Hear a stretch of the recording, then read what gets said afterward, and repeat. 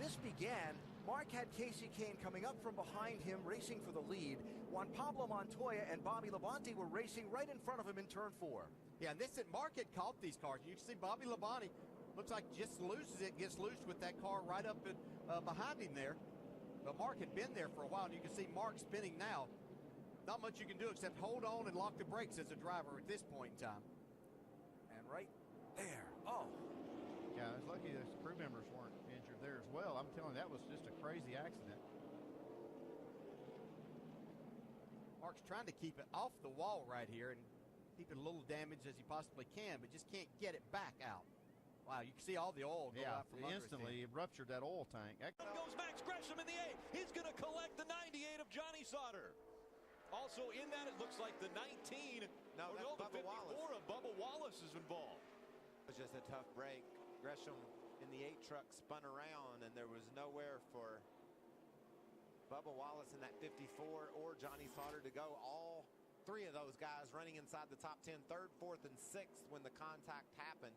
Just goes around coming off the turn, just got loose. One more and take a ride, a lap here with Joey Coulter. Lifted mud, or you wide open?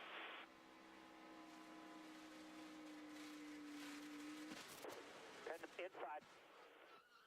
We were riding along with him when he blew a right rear tire. Does.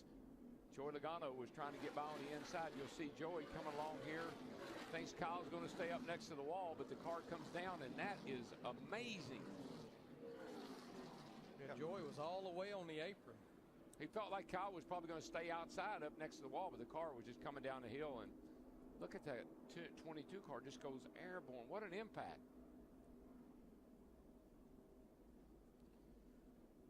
Oh, my gosh. Wow. That is unbelievable. After they've made their stops. Oh! Larry Turner deep. Oh, man. Was that a misjudgment, or was that a turn on purpose? Rusty, what do you think? Well, it looked like Kevin was trying to dart back underneath them. He had a big run and just didn't quite clear him.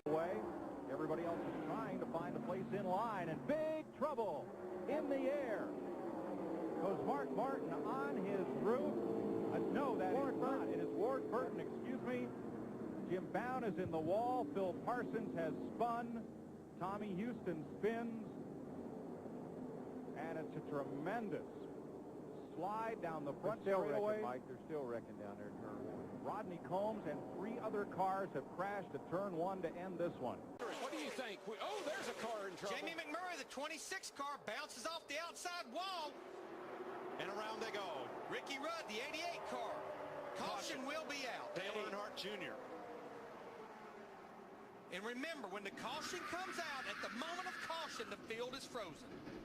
What do we got? 5 laps to go, 4 to go this time. It looks like we may get a green-white checker here.